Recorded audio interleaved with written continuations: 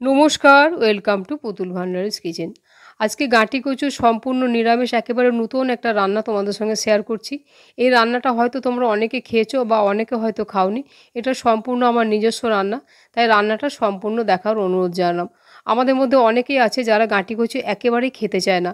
তাদেরকে যদি এইভাবে রান্নাটা করে দাও, তারা খেয়ে বুঝতেই পারবে না যে তারা এটা গাঁটি কচু রান্না খাচ্ছে। দেখো এখানে আমার 500 গ্রাম গাঁটি কচু আছে, বাজার থেকে আনার পরে খুব পরিষ্কার করে ধুয়ে একেবারে জলটা শুকিয়ে রেখেছি। গাঁটি কচুর মধ্যে কিন্তু প্রচুর পরিমাণে বালি মাটি থাকে, তাই রান্না করার আগে খুব পরিষ্কার করে ধুয়ে নিতে হবে। রান্নাটা সম্পূর্ণ দেখার পর যদি ভালো লাগে তাহলে প্লিজ একটা লাইক শেয়ার কমেন্ট করবে, আর আমার চ্যানেলটিকে সাবস্ক্রাইব করে নেওয়ারও অনুরোধ জানালাম। তাহলে চলো দেখে নাও আজকে গাঁটি কচু আমি কি রান্না করছি। এখানে আমার এতগুলো গাঁটি কচু লাগবে না, এখানে আমি নিয়েছি 3টে গাঁটি কচু। তোমরা তোমাদের প্রয়োজন মতো কচুটা নিয়ে নেবে। এখন কচুর খোসাটাকে খুব পরিষ্কার করে ছাড়িয়ে নিতে হবে। কচুর তোমরা অনেক রকম রান্না খেয়েছো, কিন্তু এই রান্নাটা একদিন করে খাওয়ার অনুরোধ জানালাম। যারা কচু খায় না তাদেরকে এইভাবে যদি কচুটা রান্না করে দাও, তারা কিন্তু বুঝতেই পারবে না যে তারা এটা কচু রান্না খাচ্ছে। আর সমস্ত সবজির মধ্যে কিন্তু নিজস্ব গুণাগুণ আছে।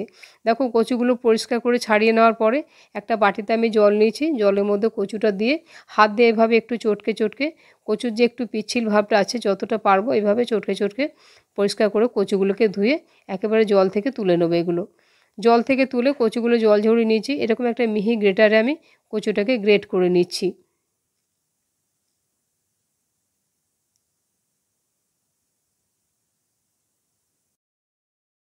তোমরা চাইলে বড় গ্রেটারে গ্রেট করে নিতে পারো, আবার খুব মিহি করে কুচিয়েও নিতে পারো।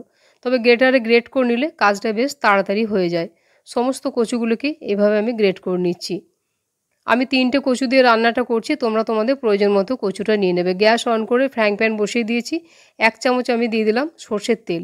তেলটাকে ঘুরিয়ে ফিরিয়ে ভালো করে গরম করে গ্যাসের আঁচ কমিয়ে দিয়ে কচুটাকে ভালো করে মেখে নিয়েছিলাম। এখন বড়ার মতো শেপ দিয়ে এগুলো আমি প্যানের মধ্যে দিয়ে দিচ্ছি। খুব কম তেল দিয়েছি, আঁচ কমিয়ে রেখেছি। আর এই কচু বড়াটা আমি যা যা দিয়ে মেখেছি, কিভাবে মেখেছি, বড়াগুলো দিয়ে দেওয়ার পরে সেগুলো আমি তোমাদের দেখিয়ে দেবো।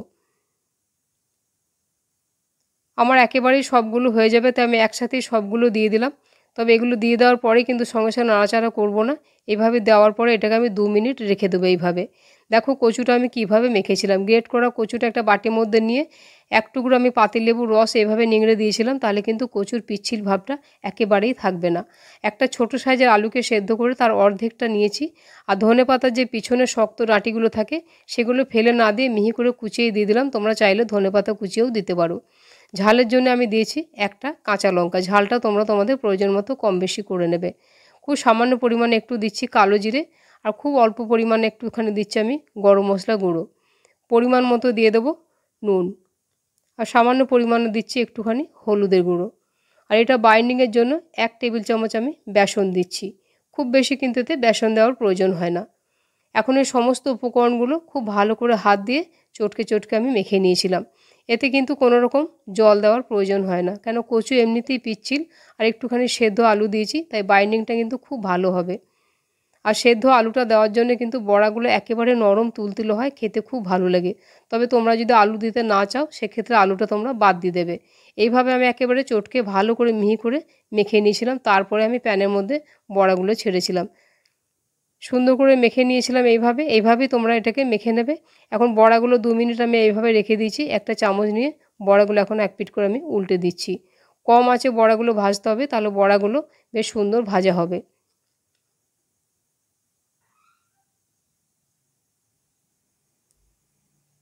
সব বড়াগুলো উল্টে দিয়েছি। এইভাবে আবারও আমি 2 মিনিট রেখে দেবো আঁচ কমিয়ে দিয়ে। 2 মিনিট পরে আবারও এই পিঠটা উল্টে পাল্টে ভালো করে নাড়াচাড়া করে একেবারে 2 পিঠ সুন্দর করে এগুলো বড়াগুলো ভেজে নিচ্ছি। দেখো কচুর বড়াগুলো দেখতে কত সুন্দর লাগছে। আর এগুলো কিন্তু খাওয়ার সময় একেবারেই বোঝা যায় না, না বলে দিলে যেগুলো কচুর বড়া।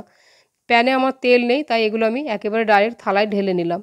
এগুলো কিন্তু গরম ভাতে ডালের সাথে এই কচু বড়া ভাজাটা খেতে খুব ভালো লাগে। ওই প্যানের মধ্যে আবার আমি 1 চামচ সর্ষের তেল দিয়ে ভালো করে গরম করে নিয়ে খুব সামান্য একটু গোটা জিরে ফোড়নে দিচ্ছি। আর দিয়ে দেবো গোটা গরম মশলা, 2টো লবঙ্গ, 2টো দারচিনি আর 2টো ছোটো এলাচ। 2-3 সেকেন্ড নাড়াচাড়া করার পরে এখানে আমি একটা মশলা দেবো। এই যে মশলাটা আমি রেডি করে রেখেছিলাম, 10 মিনিট আগে এটা আমি রেডি করে রেখেছিলাম। কী কী দিয়ে মশলাটা রেডি করেছি সেটা আমি তোমাদের দেখিয়ে দেবো। মশলাটা দিয়ে দিচ্ছি আর এই মশলা বাটি ধুয়ে সামান্য পরিমাণে একটু জলও দিয়ে দেব। গ্যাসের আঁচটাকে কমিয়ে দিয়ে এখন মশলাটাকে একটু নাড়াচাড়া করে দিচ্ছি। এর মধ্যে সমস্ত কিছু দেওয়া আছে নুন ছাড়া, তাই পরিমাণ মতো এখন আমি নুন দিয়ে দিলাম। এখন এই মশলাটাকে গ্যাসের আঁচ কমিয়ে ততক্ষণ নাড়াচাড়া করতে হবে যতক্ষণ না মশলাটা থেকে তেলটা ভেসে উঠছে। এই মশলাটা যত ভালো করে কষিয়ে নিতে পারবে ততই কিন্তু এই রান্নাটা খেতে একেবারে দুর্দান্ত হবে। আর এই মশলাটা আমি যা দিয়ে করেছিলাম একেবারে সামান্য ঘরোয়া উপকরণ, সামান্য মশলা দিয়ে আমি মশলাটা রেডি করেছিলাম। সেই মশলাটা আমি কী দিয়ে করেছিলাম আমি তোমাদের মশলাটাও দেখিয়ে দেবো। দেখো মশলাটা সময় নিয়ে কম আছে খুব ভালো করে কষাচ্ছি। মাঝে মাঝে আমি একটু করে গরম জল দিচ্ছি। গরম জল দিয়ে দিয়ে মশলাটাকে খুব ভালো করে কষিয়ে নিচ্ছি। এইভাবে তোমরা একদিন কচু রান্না করে দেখবে। যারা কচু খায় না তারা বুঝতেই পারবে না যে তারা কচু খাচ্ছে। তারা দেখবে রোজই কচুর এই রান্নাটা খেতে চাইবে। যখন মশলা কষানো হয়ে গেছে, তেল ছেড়ে দিয়েছে, পরিমাণ মতো আমি গরম জল দিচ্ছি। আমি রান্নাটা একটু ঝোল রাখবো সেই পরিমাণ বুঝে আমি জল দিলাম।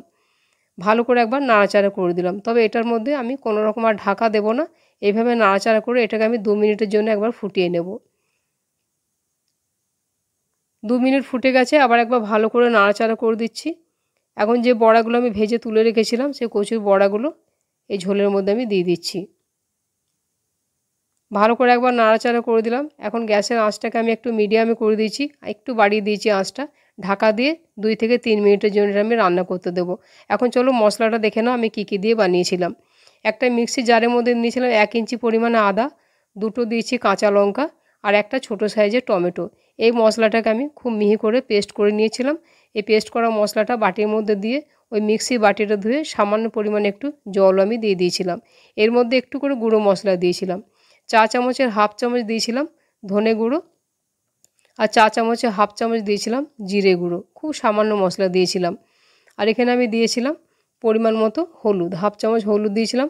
আর কালারের জন্য দিয়েছিলাম চা চামচের হাফ চামচেরও কম একটু কাশ্মীরি লঙ্কার গুঁড়ো। এটা ঝাল হবে না, সুন্দর একটা কালার আসবে, তার জন্য এটা আমি দিয়েছি।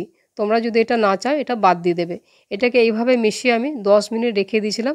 তা তোমরা দেখেছো মশলাটা একেবারে বাটা মশলা মতো হয়ে গিয়েছিলো। এদিকে দেখো প্রায় 2-3 মিনিট আমি এটা মাঝারি আঁচে করে রান্না হতে দিয়েছি। এখন ঢাকাটা খুলে দিয়েছি। এই যে ঝোলটা আছে এই ঝোলটা কিন্তু আর শুকোবো না, কেন এতে বেসন আছে আর কচু আছে। এই ঝোলটা কিন্তু টেনে নেবে। এতে কিন্তু আমি বিশেষ একটা কিছু দেবো না। দেখো বড়াগুলো একেবারে নরম তুলতুলে হয়েছে। আর খুব বেশি কিন্তু জোরে জোরে এগুলো নাড়াচাড়া করা যাবে না, কেন এগুলো খুব নরম। এখন আমি এতে দিয়ে দেবো খুব সামান্য পরিমাণে একটু ধনেপাতা। তোমরা চাইলে এর মধ্যে ঘি গরম মশলাও দিতে পারো। এই রান্নাটা আমি চিনি দিইনি, তোমরা চাইলে একটু চিনি দিতে পারো। রান্নাটা কেমন লাগলো আমাকে কমেন্ট করে জানাবে।